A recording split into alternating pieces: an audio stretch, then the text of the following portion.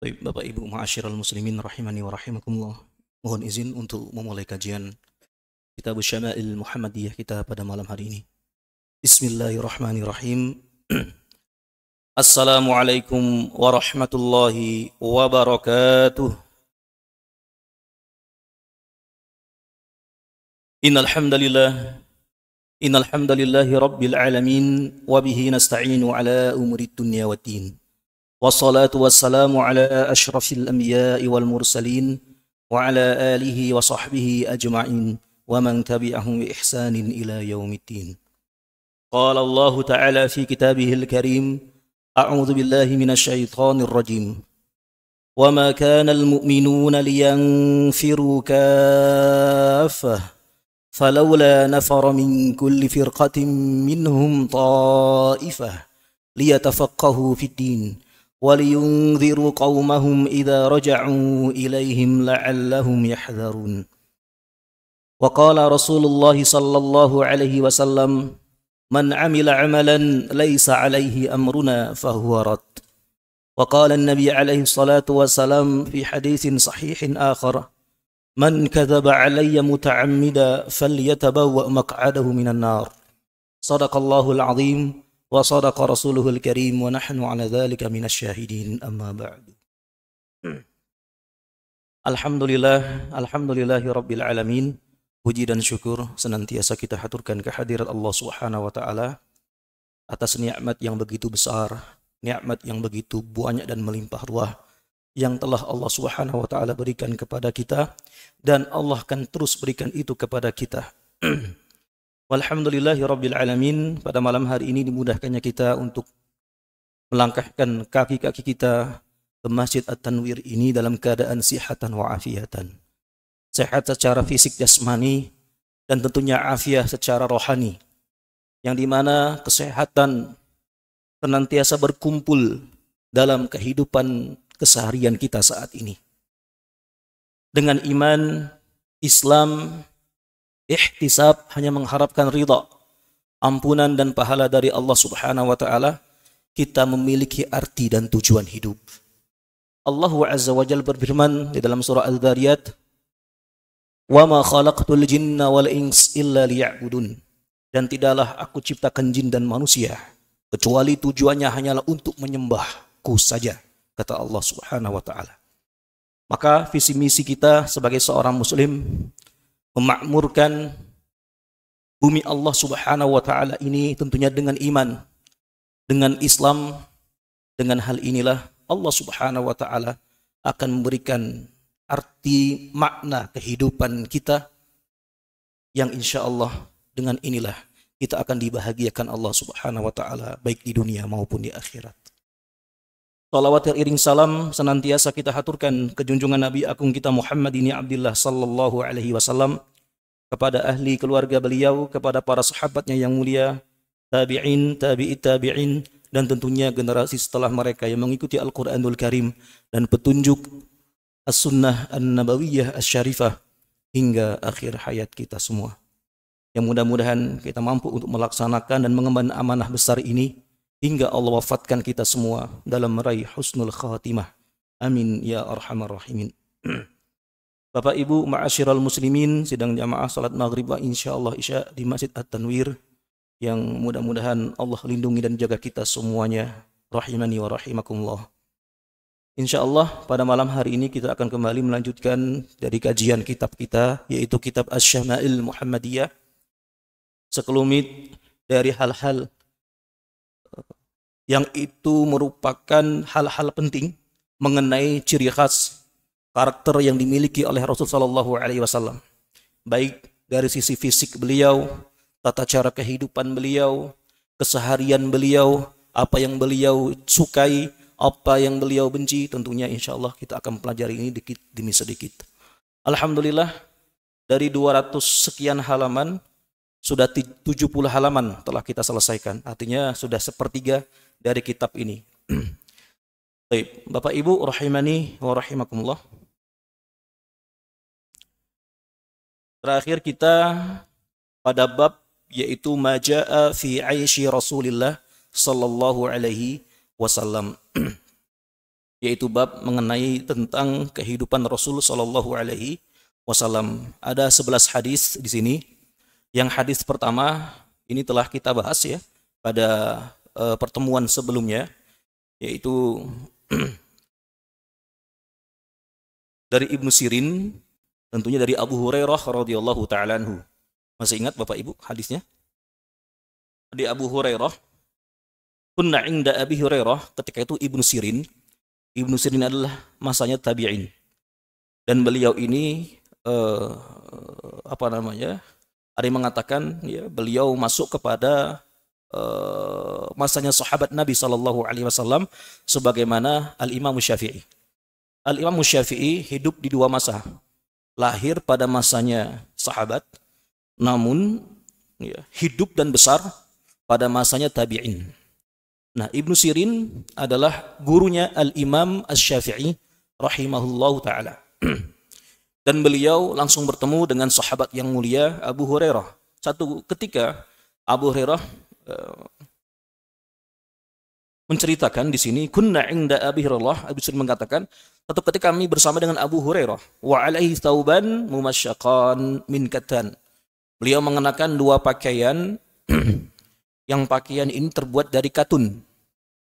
Fatamakhat fi ahadihima faqala, kemudian ya, karena bagus katun yang dikenakannya, pakaian dikenakannya, kemudian beliau ya, sedikit mengambil ya, air liur ya.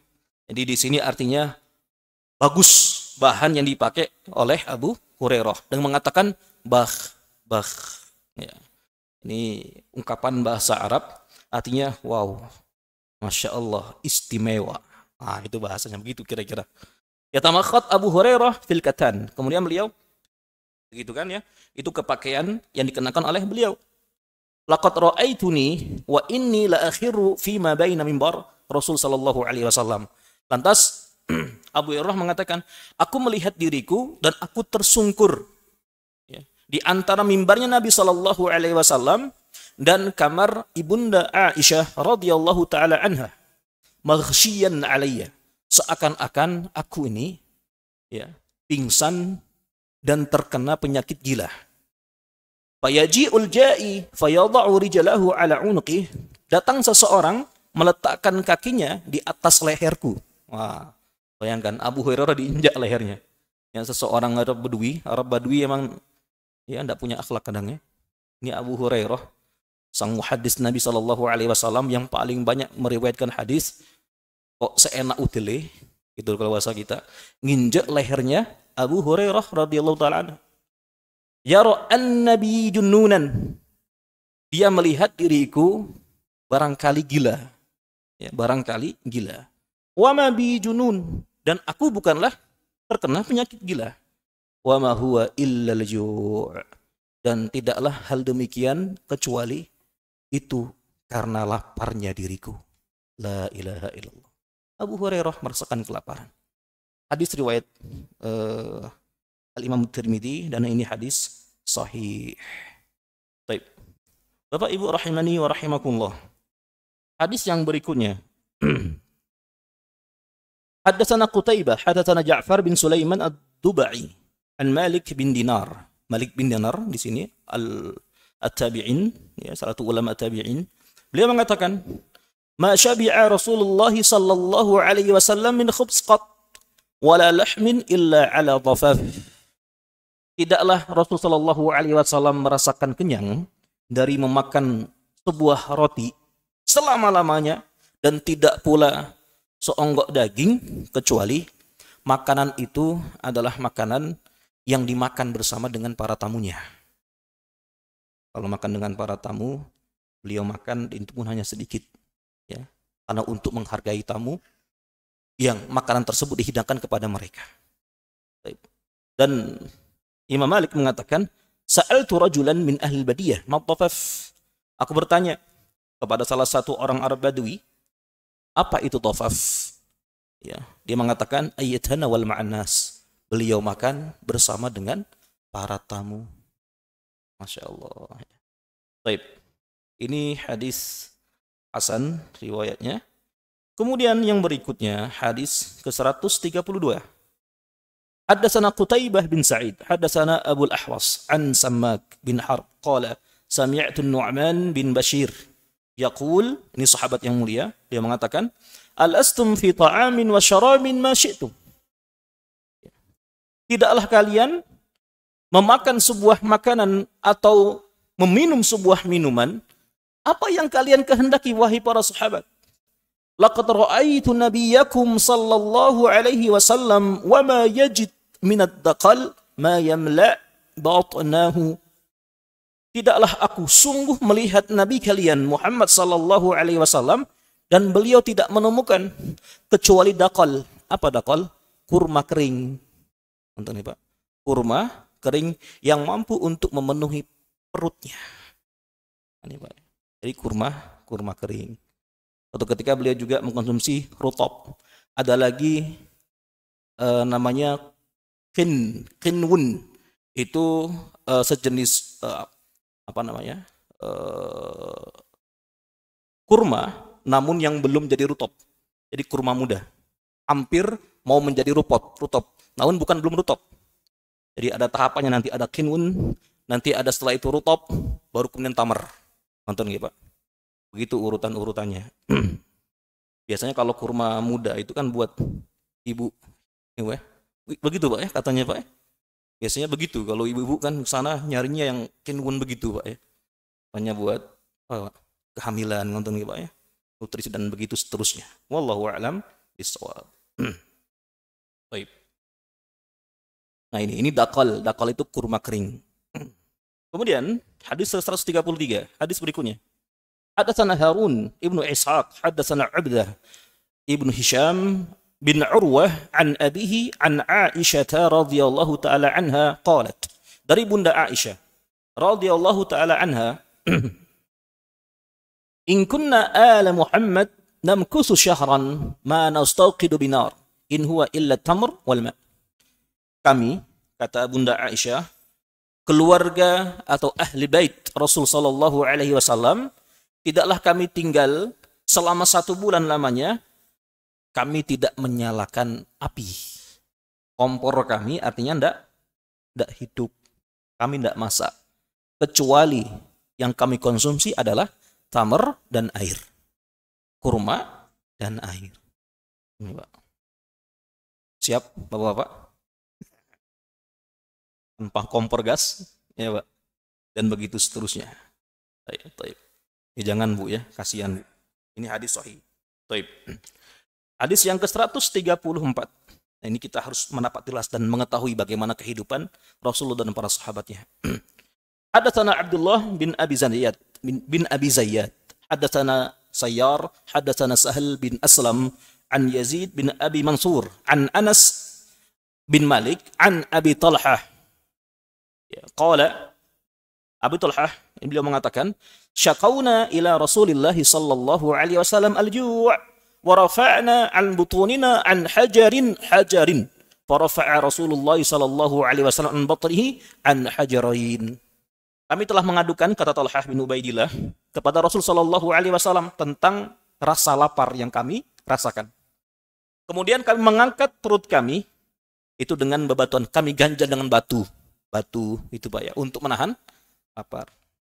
Kalau beliau mengganjal perut beliau itu dengan batu. Kalau kita enggak, dulunya mitosnya kalau mau buang hajat taruh di kantong katanya begitu Pak. Nah, itu mitos. Baik. Ini kelaparan ya. Rasa lapar kemudian diganjal perut mereka para sahabat dengan batu. Sampai sebegitunya. Kemudian Rasulullah mengangkat perut beliau, itu ditaruh 2 batu, diganjal ke perutnya beliau alaihi salatu wassalam. Masya Allah. Ini begitu mengerikan ya. Hidup ala Rasul sallallahu alaihi wasallam. Namun di sini hadisnya dhaif. Ya, hadisnya dhaif. Ini kalau dipraktekkan bisa kena mah gitu, Pak. Benar, Pak ya? Iya. Apalagi karena ini kemudian konsumsi asam-asam, konsumsi yang pedas-pedas, wah kena sudah. Betul itu. Nah pada saat itu Rasulullah tidak makan yang pedas, tidak makan yang asam, makanannya Biasanya khubz, roti, kurma, air. Makanya selapar apapun dia tidak luka. Nonton gitu. Baik. Bapak Ibu rahimani wa rahimakumullah. Walaupun hadisnya dhaif, ya, namun kita jadikan sebuah ya, kisah. Ada satu ucapan dan ungkapan pula di antara para ulama.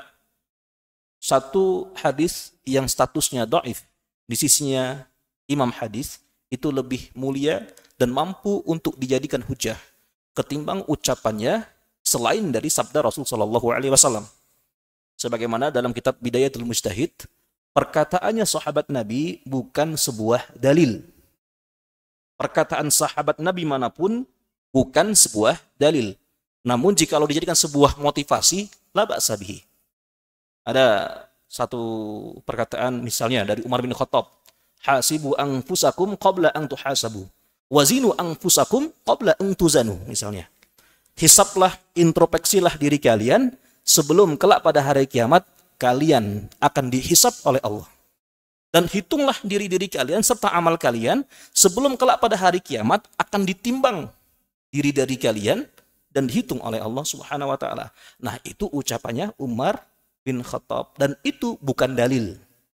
Perkataan sahabat apalagi tabi'in, apalagi kita saat ini bukan sebuah dalil. Kuat-kuat mereka bisa dijadikan sebagai sebuah hujjah. Nonton nggih, Pak? Hujjah. Kalau hadis jelas. Ya, statusnya walaupun dhaif tetap itu adalah hadis. Ya, namun lihat dulu dhaifnya sampai tingkat medium berapa? Kalau sudah medium maudhu, tidak boleh, Pak. Berarti mungkar dia. Atau dalam keadaan status hadisnya adalah yang dibuat-buat, itu tidak boleh. Haram hukumnya untuk kita mengamalkan hadis tersebut. Ada satunya hadis dhaif, namun kedhaifannya mampu untuk kita amalkan. Namun kita harus tahu tentang mustalah hadis, tentang klasifikasi hadis dhaif ini status stadiumnya sudah stadium berapa. Nonton lagi Bapak Ibu.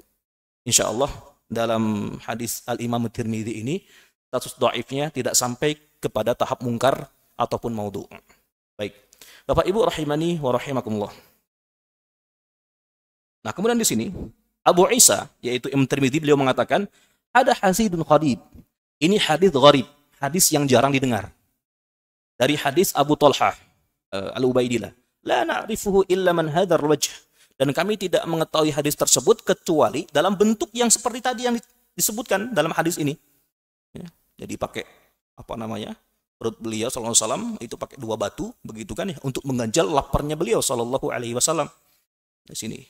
Qala kana ahaduhum yashuddu fi batnihi al-hajar min al-jahd wad-dha'f alladhi bihi min al-ju'. Jadi salah satu di antara para sahabat itu mengikat perut mereka, ya. Ada yang menggunakan Pak, sorban begitu ya. Kemudian ada batu diganjal ke perut mereka itu dengan kencang begitu untuk menahan laparnya mereka. La ilaha illallah. Baik. Hadis berikutnya, hadis ke-135. Hadis ke-135. Hadatsana Muhammad bin Ismail. Ini Al-Imam Al-Bukhari. Muhammad bin Ismail itu Al-Imam Al-Bukhari. Hadatsana Adam bin Abi Iyas. Hadatsana Syaiban Abu Muawiyah. Hadatsana Abdul Malik bin Umair. An Abi Salamah. An Abdurrahman. An Abi Hurairah radhiyallahu ta'ala anhu. Qala. Kharaja Rasulullah sallallahu alaihi wasallam fi sa'atin. La yakhruju fiha wa la yalqahu fiha ahad. Satu ketika, langsung saya terjemahkan. Rasulullah keluar. Ya, fi sa'atin dalam sebuah momen.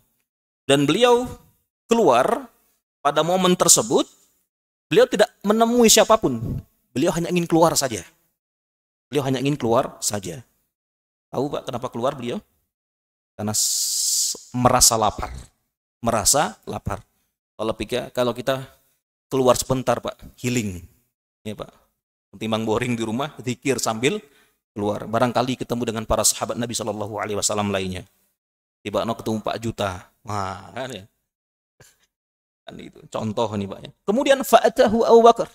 Bertemulah Abu Bakar Siddiq bersama dengan Rasulullah sallallahu alaihi wasallam. Di sini disebutkan faqala, ya, setelah mengucapkan salam dijawab, "Assalamualaikum, ma ja'a bika ya Abu Bakar." Apa yang Bapak dirimu datang? untuk bertemu denganku wahai Abu Bakar? Qala, ini jawaban beliau. Beliau walaupun dalam keadaan lapar, namun tidak terang-terangan ngomongnya. Aku lapar ya Rasul. Tidak begitu. Malu. Ingat ketika Abdullah bin Umar, ya, beliau menyampaikan ada 3 sahabat Nabi yang rasa malunya itu Masya Allah luar biasa. Rasa malunya luar biasa. Dengan rasa malu tersebut, mereka tidak mau merepotkan dan membebankan orang lain, sahabat yang lainnya. Yang pertama, Abu Bakar As-Siddiq. Yang kedua, Utsman bin Affan. Yang ketiga, Abu Ubaidah ibnul Jarrah. 3 sahabat ini, Pak. Malu, Pak. Kalau kita lapar, ya ngomong, saya lapar. Ya kan? Beda, ini ya. Apa kata beliau, Abu Bakar? Kharajtu alqa Rasulullah sallallahu alaihi wasallam wa anzur fi wajhi. Jawaban beliau. Abu Bakar, aku keluar tidak lain dan tidak bukan hanyalah untuk bertemu dengan Rasul sallallahu alaihi wasallam dan melihat wajahnya. Nah, ini ucapan beliau ucapan Abu Bakar As-Siddiq radhiyallahu taala anhu. Wa taslima alaihi. Falam yalbas an jaa Umar. Tidak lama setelah itu datang Umar bin Khattab, ya, sahabat yang kedua. Faqala, ditanya oleh Rasulullah SAW, ma jaa bika ya Umar, apa yang membuatmu datang kepada kami wahai Umar? Apa jawab Umar? Al-ju' ya Rasulullah, ya kan? Lapar ya Nabi. Ah, ya kan ya. Langsung frontal jawabannya. Ya, terang-terangan. Umar begitu terang-terangan. Ayo B ya B. Itu Pak, hitam ya hitam, gelap ya gelap, putih ya putih. Al-Faruq mampu membedakan mana yang hak dan mana yang batil. Langsung to the point. Lapar ya Rasul. Ya Pak, benar tak Pak? Beda. Kalau Abu Bakar Siddiq tadi jawabannya, dia tidak ngomong saya lapar ya Rasulullah. Aku ingin bertemu dengan Rasul sallallahu alaihi wasallam dan ingin melihat wajahnya. Bayangkan Pak. Insya Allah Pak ya. Ini beda kelas ya. Beda kelas antara Abu Bakar As-Siddiq dengan Umar bin Khattab. Sampai kapanpun Umar bin Khattab tidak mampu untuk menyaingi amal soleh dan kecintaannya beliau Abu Bakar Siddiq kepada Rasul sallallahu alaihi wasallam selama-lamanya. Baik. Kemudian qala sallallahu alaihi wasallam, wa ana qad wajadtu ba'dha dzalika fantalaqu. Kalau Rasulullah langsung beliau mengatakan, aku mendapatkan ya sesuatu dari beberapa hal tersebut. Kemudian mereka pergi bertolak menuju kediamannya Abul Haytham ibnu At-Tayhan Al-Ansari, salah satu dari sahabat kaum Ansar. Wa kana rajulan katsiran nakhil wa sya'. Beliau ini salah satunya itu petani pohon kurma, petani kurma dan juga peternak embek, ya, peternak domba, kambing yang semisal itulah pokoknya. Walam yakun lahu khadam falam yajidu, dan beliau tidak punya khodam. Toh khodam, Mbak? Bukan khodam jin, Mbak ya. Nah, ini kan khodam tulisan di sini. Maksudnya tidak punya pembantu. Dan mereka para sahabat tadi, Rasulullah SAW, Abu Bakar As-Siddiq, kemudian Khattab, tidak mendapati ada pembantu di kediamannya Abul Haytham bin At-Tayhan Al-Ansari. Baik. Kemudian beliau akhirnya mengucapkan salam dan bertanya kepada istrinya Abul Haytham, aina sahibuk, aina zawjuk, mana suamimu? Faqalat, beliau istrinya menjawab, intalaqa yasta'dzibuka lanal ma'. Beliau lagi keluar dan ingin lagi membawa air tawar yang nanti akan kita konsumsi. Falam yalbasu anja Abul Haytham. Belum mereka duduk ya begitu lama, ini Rasulullah dan para sahabatnya, datang Abul Haytham, ya, biqurbatin yaz'ubuha fawada'aha. Jadi dengan bawa Pak? Kayak ember begitu Pak ya. Nah, diangkatnya oleh beliau kemudian diletakkannya. Saking beratnya diletakkannya. Tsumma ja'a yaltazim an-nabiy sallallahu alaihi wasallam yufattihi bi abihi wa ummi. Datang di peluknya Nabi Muhammad sallallahu alaihi wasallam. Nah, ini termasuk dari sunnah Nabi sallallahu alaihi wasallam itu meluk, gitu Pak ya. Peluk sahabat Pak ya. Nah, itu Pak. Jadi ucapan dan ini adalah sebuah euforia antara seorang muslim ya, dengan muslim lainnya, seorang muslimah dengan muslimah lainnya. Karena iman Pak ya, karena iman, bukan karena hal yang lain. Baik, Bapak Ibu rahimani wa rahimakumullah.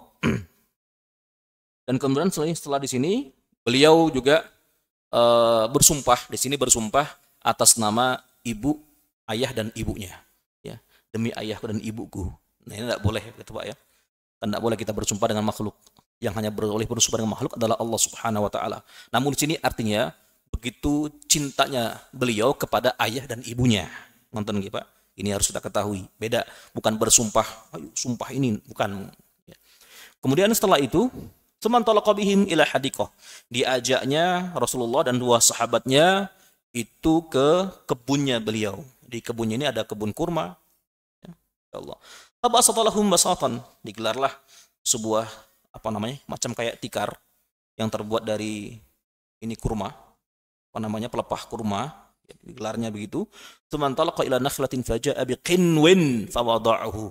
Dan beliau beranjak pergi sebentar, kemudian naik ke sebuah pohon kurma, dibawalah kinwin. Nah, kinwin tadi ini kinwin adalah buah kurma yang berproses nantinya menjadi rutop kemudian tamar. Nah, kinwin ini Pak, kurma muda ya, sebelum rutop namanya. Ini namanya kinwun. Ya, kinwun, bukan tiwul. Kinwun. Baik. Fawada'ahu. Diletakkannya kurma tersebut. Faqala an-nabi sallallahu alaihi wasallam ala tanqait lana min rutabih. Ya. Lantas Rasulullah bertanya, tidaklah engkau mengambilnya hanya rutopnya saja, gitu kan ya? Kalau buah yang tadi yang belum sampai ke rutop itu bagus sebenarnya Pak buat gizi. Sayang, eman kalau dimakan. Bisa dipahami Pak ya? Kalau rutop kan emang sudah waktu yang dikonsumsi. Kalau itu eman, itu sangat tinggi gizinya. Kenapa ibu-ibu bagus mengonsumsi kinwun tadi Pak? Nah, ini karena tinggi gizinya. Karena mahal juga harganya. Nonton ya Pak. Baik. Setelah itu di sini disebutkan tadi. Faqala ya Rasulullah, inni aratu an takhtaru ain tatakhayyaru min at-tabi wa yusri. Ya Rasulullah, aku sungguh ingin kalian mampu untuk memilihnya. Jadi mana yang rutop, mana yang mampu untuk dimakan. Nonton ya Pak. Masya Allah, bagus bahasanya. Fa'akalu wa syaribu min dzalikal ma'. Kemudian mereka mereka makan dari kurma yang dihidangkan oleh Abul Haytham tadi, minum ya, dari minum yang telah dihidangkan oleh Abul Haytham. Kemudian Rasulullah mengatakan dalam sabdanya, "Hadza walladzi nafsi biyadihi minan na'imi alladzi tus'aluna anhu yaumal qiyamah, dhillun barid wa rutabun thayyib wa ma'un barid." Nah, ini Pak sampai di sini. Rasulullah mengatakan dalam sabdanya, hal ini demi zat yang jiwaku berada dalam genggamannya Allah Subhanahu wa taala. Ya. Minan na'imil ladzi, dari kenikmatan-kenikmatan yang kita rasakan saat ini, kalian akan ditanya tentangnya kelak pada hari kiamat. Bayangkan. Kita minum klub, Pak ya. Masya Allah, enak kali, Pak. Apalagi banyak makan ketemu. Rasulullah SAW juga begitu. Diingatkannya para sahabat Nabi akan nikmat yang telah mereka rasakan. Nikmat kinwun, nikmat rutop yang mereka rasakan, dan minum air tawar yang dibawa oleh Abul Haytham tadi yang mereka konsumsi, diingatkan tentang, Insya Allah, begitu sederhananya mereka untuk mengingat satu nikmat yang Allah berikan kepada mereka. Diingatkan. Kita sudah kasih nikmat banyak, masih rakus aja kadang Pak, masih tamak saja. Sudah dikasih misalnya ya, 1 pulau minta 4 pulau katanya. Oh. Begitu Pak ya. Kayaknya ada yang viral Pak. Baik, Bapak Ibu rahimani wa rahimakumullah. Disinilah nikmat yang akan ditanya oleh Allah kelak pada hari kiamat. Yang diantaranya apa? Dhillum barid, naungan kita di kebun kurma. Masya Allah, di kebun kurma dengan naungan yang sejuk. Ada rutop yang baik yang kita rasakan, yang kita makan saat ini. Ada air yang sejuk yang kita minum. Masya Allah, enak kali rasanya. Langsung kemudian fantalaqa Abul Haytham liyasna' lahum ta'aman. Kemudian Abul Haytham beranjak lagi, dia ke belakang ke rumahnya untuk memasak para sahabat dan Rasulullah SAW sebuah makanan. Faqala Nabi sallallahu alaihi wasallam, lantas Rasulullah sallallahu alaihi wasallam mengatakan dan memberitakan kepada Abul Haytham, la tatbahanna lana dzata dar. Fatabalahum inaqan aw jadiyan fa'atahum biha. Ya wahai Abul Haytham, jangan kau sembelih untuk hidangan kami itu embek kambing ataupun domba betina yang lagi menyusui, yang lagi hamil, tidak boleh. Jadi yang punya potensi dia melahirkan itu tidak boleh. Nonton nih Pak. Ada dalam perundang-undangan peternakan juga, kalau ketahuan itu menyembelih ataupun berkurban dengan hewan betina tadi, itu pidana Pak. Ada hukum positifnya itu. Baik. Ternyata dalam Islam pun juga halnya lebih daripada itu. Ya, tidak boleh ya, engkau menyembelih atau menghidangkan sembelihan dari hewan yang menyusui ataupun yang hamil ataupun yang berpotensi menuju kepada itu. Nonton Pak. Kemudian Abul Haitham ternyata di sini menyembelih untuk mereka anakon, cempi yang namun dari ini Pak ya, bukan yang dari domba, namun yang dari maiz. Maiz itu yang kambing. Kan kambing setahun, minimal setahun untuk kurban. Nah, sebelum masuk setahun ini dihidangkan. Jadi karena belum ada potensi nantinya yang dia akan melahirkan, dia akan hamil dan begitu seterusnya. Ada yang mengatakan juga jadian. Kalau anakon itu betina, kalau jadian itu laki-laki. Jantan maksudnya Pak ya, jantan. Fa'atahum biha. Kemudian didatangkan makanan tersebut telah dimasak oleh Abul Haitham dan istrinya. Fa'akalu, dihidangkan kepada para sahabat dan Rasulullah SAW, mereka makan. Kemudian Rasulullah bertanya lagi, "Allaka khadim? Apakah engkau punya pembantu?" Yang ditanya, faqala la. Apa jawab Abu Haitham? Tidak punya ya Rasulullah. Qala fa idza atana sabyun fa'tina.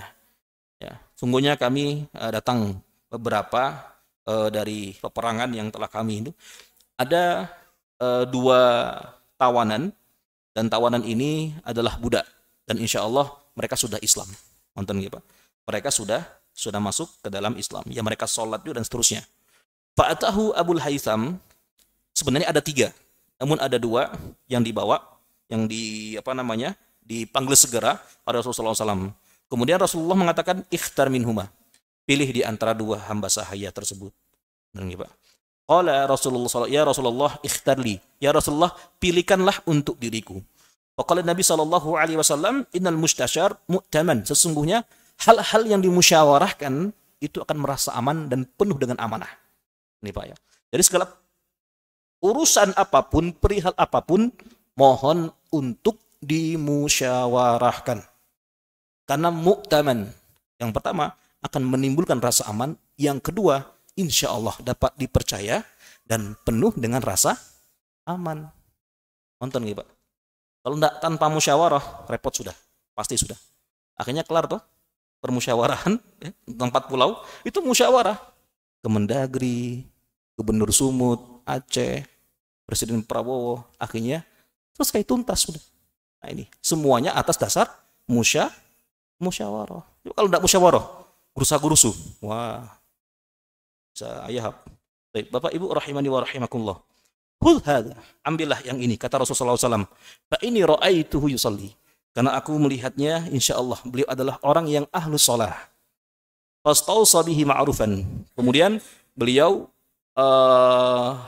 memberikan perintah kepada Abul Haitham untuk berbuat ma'ruf kepada, maksudnya berbuat baik kepada hamba sahaya yang telah dipilihkan oleh Rasulullah SAW tersebut. Kemudian Rasulullah mengambil hamba sahayanya, fantalaqa Abul Haitham ila imra'ati. Kemudian beliau beranjak menemui istrinya dan diinformasikan segala hal tentang hal tadi. Ya, bahwasanya Rasulullah memberikanku 1 budak hamba sahaya dan begitu seterusnya. Ya. Lantas Rasulullah istrinya mengatakan begini, ma anta balighin haqqa ma qala fihi Nabi sallallahu alaihi wasallam illa bi an ta'taqahu. Apakah kau tidak tahu apa maksud dari Rasulullah sallallahu alaihi wasallam dari ucapan beliau itu dengan engkau mewasiatkan hal yang ma'ruf kepadanya? Artinya apa? Engkau diperintahkan untuk memerdekakan hamba sahaya tersebut. Coba. Jadi tujuannya bukan menjadi khodam. Kalau khodam nanti beda cerita yang lain. Ya, bukan lagi hamba sahaya statusnya. Dia boleh menjadi khadim, namun setelah dibebaskan. Artinya dia akan dipekerjakan sesuai dengan mukafaah yang akan diberikan, entah itu per bulan, entah itu setelah proyek selesaikah, atau mungkin mingguan dan begitu seterusnya. Nonton nggak Pak? Artinya Rasulullah menginginkan kebaikan, alangkah baiknya jikalau Abul Haytham memerdekakan hamba sahaya tersebut. Akhirnya dibebaskan. Qala fahuwa atik. Sungguh hamba sahaya tersebut telah aku bebaskan karena Allah Subhanahu wa taala. Allahu akbar. Faqala Nabi sallallahu alaihi wasallam, lantas Rasulullah bersabda, "Innallaha lam yab'as nabiyyan wala khalifatan illa walahu bitanatan." Sesungguhnya Allah Subhanahu wa taala tidaklah mengutus seorang nabi dan tidak pula seorang khalifah kecuali bagi mereka, bagi sang khalifah ataupun nabi tersebut memiliki dua teman dekat. Ini Pak, dua teman dekat. Siapa itu? Yang pertama, bitanatun ta'muruhu bil ma'ruf wa tanhahu 'anil munkar. Satu teman dekat yang memerintahkannya, yang menyuruhkan, ayo memotivasi nabi tersebut atau khalifah tersebut untuk amar ma'ruf nahi munkar. Memerintahkan untuk berbuat ma'ruf, dakwah, kebaikan, dan mencegah hal-hal yang ada kemungkaran di dalamnya. Itu yang pertama. Yang kedua, ini yang penting Bapak Ibu. Wa bitanatun la ta'luhu khabala. Satu teman dekat yang tidak menjurumuskannya ke dalam kebinasaan. Bapak Ibu tahu kisahnya Nabi Lut alaihissalam? Ya. Satu yang memberikan motivasi kepada Nabi Lut alaihissalam siapa? Putrinya. Putrinya. Satu lagi teman dekatnya yang menghancurkan dirinya, siapa itu? Istrinya. Bisa dibayangkan Pak. Nah ini Rasulullah tidak mendapatkan itu kecuali Masya Allah banyak. Ada sahabat Abu Bakar, Umar bin Khattab, Utsman bin Affan, tidak kekurangan amar nahi mungkarnya. Namun dari dalam internalnya Bunda Aisyah, Bunda Khadijah, dan para ummahatul mukminin, mereka tidak membuat kisruh perihal dakwahnya Nabi Sallallahu Alaihi Wasallam. Didukung, disupport sedemikian rupa untuk tegaknya Islam. Bisa dipahami Pak? Baik, ini dari dua sahabat ini, ya, bisa bayangkan kalau misalnya satu bagus, yang satu lagi bikin rusak di dalam, nah repot sudah. Nah ini kan ya. Nah di sini Rasulullah kemudian di akhirnya di stressing lagi, wa may yuqa bitanata sawu faqad wuqiya. Barang siapa yang dihindarkan dari teman yang buruk, sesungguhnya dia telah dijaga oleh Allah Subhanahu wa taala.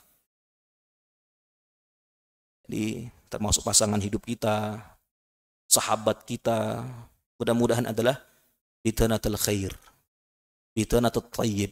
Nonton gitu Pak. Dari teman dekat yang mampu untuk mendekatkan kita kepada Allah Subhanahu wa taala. Bukan teman dekat yang akan merusak agama kita, merusak akhlak kita, merusak rumah tangga kita, merusak segala hal tentang kehidupan kita. Pentingnya dua sahabat ini, bitonah. Namanya bitonah. Bitonah itu kawan dekat, ya Pak. Macam kayak presiden, kawan dekatnya, ya misalnya, yang paling dekat dengan beliau, Pak, penasihat presiden, ya kan ya. Satu lagi mungkin siapa? Entah itu MPR kah, entah itu nanti ada, pokoknya ini dua ini itu harus seimbang. Jangan satu amar nahi mungkar, yang satunya merusak dari dalam. Ini la ta'luhu khabala. Na'udzubillah, tsumma na'udzubillah. Baik, Bapak Ibu rahimani wa rahimakumullah. Cukup sampai di sini. Ada mungkin pertanyaan yang bisa disampaikan? Monggo bisa diutarakan. Barakallahu fikum.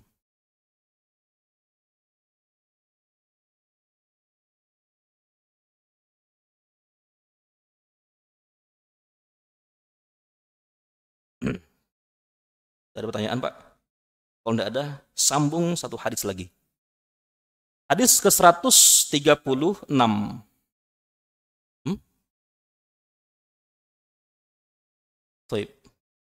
Melihat dari hadis tadi, Masya Allah, ya, kita ingin mentadaburi sedikit dari hadis yang telah disampaikan oleh Rasulullah SAW. Jadi pentingnya punya sahabat baik, punya sahabat yang mendekatkan diri kita kepada Allah Subhanahu Wa Taala.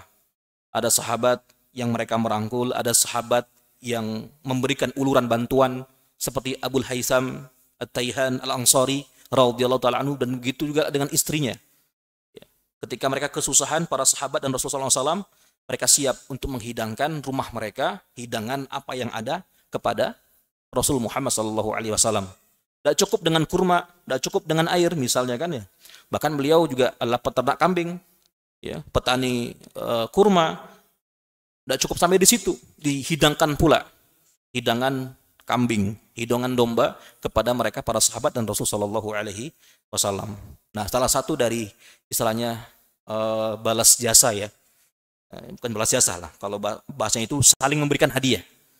Ini kata Rasulullah SAW, jikalau kalian ingin saling mencintai, hendaklah kalian saling memberikan hadiah. Saling memberikan hadiah. Nah, hadiah Nabi SAW adalah berupa satu orang hamba sahaya yang diberikan kepada Abul Haytham sebagai bentuk kecintaan Rasulullah SAW kepada Abul Haytham. Ya, bahkan dipilih mana yang afdal untuk Abul Haytham dan juga keluarganya. Ternyata perintahnya tersebut dipahami oleh istrinya, hendaklah beliau untuk memerdekakan hamba sahaya yang telah diberikan oleh Rasulullah kepada Abul Haytham.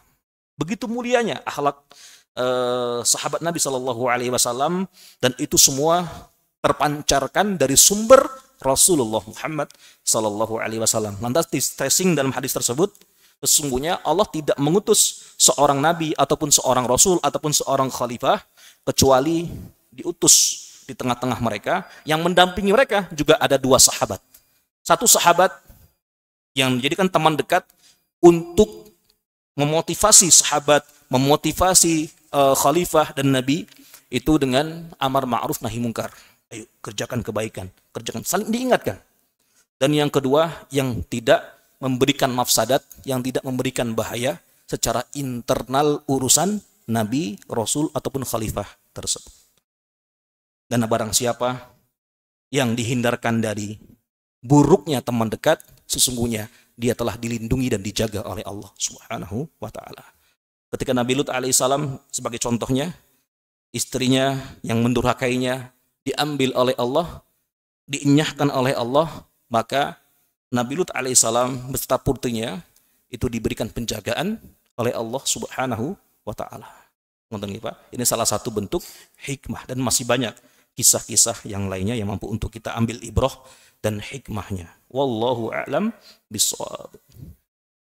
Cukup nggih sampai di sini?